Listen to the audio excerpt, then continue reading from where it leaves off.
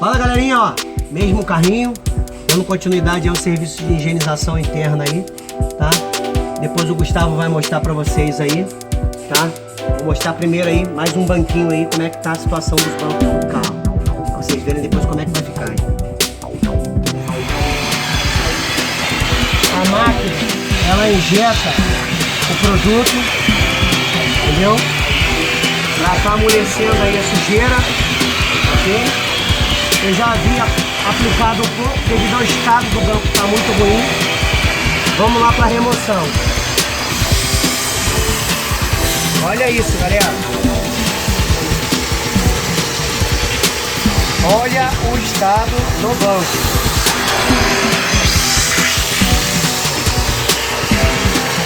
Olha aí. Tá conseguindo aí, Gustavo?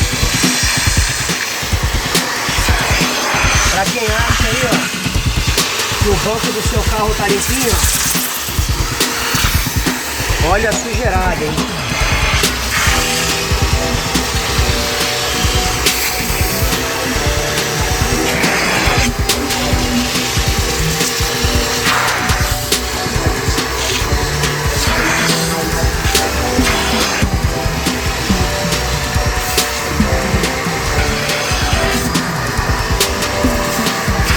Vamos lá, hein? Olha isso aí.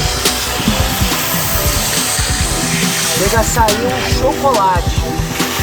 Ó. Vamos lá. Olha isso.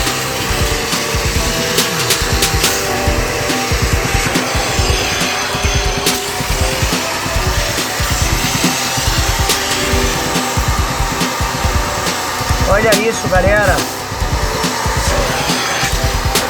Até eu tô impressionado, hein? Com tanta sujeira, hein? Olha isso.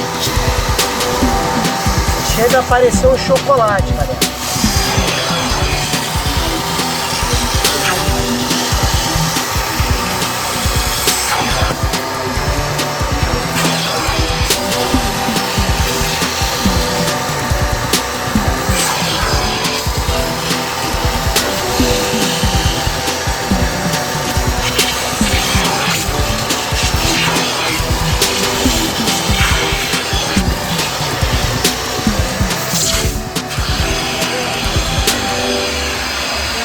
Então é isso aí, galera. Pra vocês que acham aí, ó, que o banco tá limpinho, não tá não, hein?